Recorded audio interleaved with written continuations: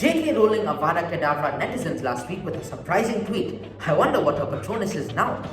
On today's episode of Headlines, we'll be looking at events connected to George Floyd, COVID-19 updates, the Hong Kong Tiananmen Square Vigil, a Cathay Pacific bailout, facial recognition vetoes, and finally, comments from J.K. Rowling. Welcome to Headlines. 2 weeks ago, George Floyd, an African-American Minneapolis resident, died after a police officer knelt on his neck. His funeral was held on Tuesday in Houston, but it seems his death has changed the world. In the USA, cities erupted in major protests against racial discrimination. Many states had to call out the National Guard to intervene. Some protests turned violent, with arson and looting, and cities imposed curfew measures. Floyd's death also prompted blackout Tuesday last week, with social media users posting a black picture onto their Instagram in respect for Black Lives Matter. Things even got heated outside the White House as protesters gathered there for a rally. President Donald Trump was moved to a bunker for safety, something his detractors latched onto with glee, giving him the name Bunker Boy. Mr. Trump said that this was all part of a routine investigation, but US Attorney General William Barr has stated otherwise. After this entire saga, Bunker Boy decided to have peaceful protesters cleared from outside the White House with tear gas and batons so that he could pose outside St. John's Church for a photo op wearing a mighty skull and awkwardly clutching the Bible. He even cajoled a couple of his administration officials to join him as well. I guess there's one thing we learned about Trump through all of this, and it's that he doesn't want to be seen as weak. The only time he'll probably admit it is when someone takes away his McDouble. People in other countries and continents haven't remained silent either. In fact, more than 100 prominent African writers signed a statement that actively condemned the discriminatory violence in the United States. Thousands took to the streets across Europe, Asia, Africa, Oceania, and the Americas in solidarity with the Black Lives Matter movement and to protest police brutality. Protesters in Japan socially distanced themselves as they protested against US discrimination. And in South Korea, the boy band BTS donated $1 million to Black Lives Matter, and their fan base donated $1 million more. A lot of companies across the world also came out publicly in support of Black Lives Matter and pledged to make things better at work. The co-founder of Reddit, Alexis Ohanian, resigned from his position as a board member of the social media corporation and has urged the company to have a black candidate replace him. His wife, tennis champ Serena Williams, tweeted out that she was extremely proud of him for his actions. Next to COVID-19. New Zealand has reported no new COVID-19 cases for more than 2 weeks, and officials believe that the country has completely eliminated the virus. As the country moves on from lockdown, all schools and workplaces can open, public transport can resume without any restrictions, and social distancing is no longer required. Borders, however, are still closed to foreigners. PM Jacinda Ardern reportedly did a little dance when she found out about this news. The last time a Prime Minister did a little dance, she became a global meme. I have a feeling where this is going to go.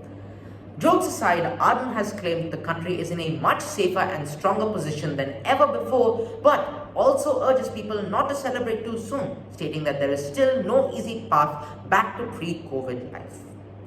The coronavirus pandemic in India, which has now crossed a startling 250,000 cases, has led to an unprecedented migrant crisis. More than 100 million migrant workers in the country have been told to return back to their homes in rural areas. Most have to walk an average of 189 kilometers to make it back because there's no adequate transportation. Some of them die along the way, unfortunately. Since India is currently in a state of lockdown, albeit more lax than previously, migrant workers could face up to a year in prison, a fine, or even both for leaving their homes. However, last week, the Indian Supreme Court ruled that they would be exempt from lockdown laws. The court claimed society as a whole was moved by the workers' misery and difficulties and didn't want to charge them. Migrant workers have also been stranded in other countries as well, like the UAE, with no work, no pay, no food, and no prospect of getting home. Moving into Hong Kong. On June 4th, thousands of Hong Kongers defied government orders to hold a vigil in Victoria Park for the 31st remembrance of the Tiananmen Square incident. The rally has taken place every single year since the 1989 crackdown on Chinese pro-democracy protesters, but was banned this year due to the COVID-19 pandemic. Although many legislators in Hong Kong argue that this was a political move, especially since the city's infection count has boiled down to only a couple of new cases per month. Organizers of the vigil were concerned that this could be the last ever Tiananmen Square vigil hosted in the city, given the increasing control that China is gaining over the region. Staying in Hong Kong's flagship airline Cathay Pacific will be receiving nearly $4 billion in bailout funds from the government, which will also be acquiring 6% of the company. But they will stay out of the airline's operations. The move comes after the airline suffered an unprecedented collapse in business, losing $400 million per month as a result of the pandemic.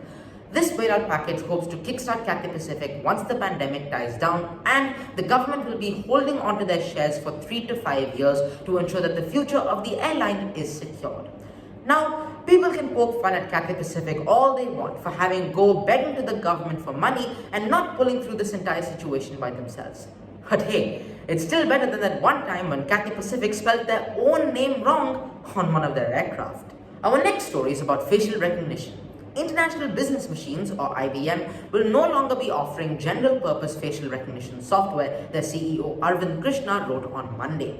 Facial recognition software has taken massive strides thanks to improvements in AI, but since it's often used with little regulation, IBM believes that the software is being exploited, suffering from biases regarding age, race, and ethnicity, making it unreliable for public use, especially law enforcement. Amazon said on Wednesday that it was implementing a 1-year moratorium on police use of its facial recognition software, halting a business it long defended as many protested law enforcement brutality against people of color.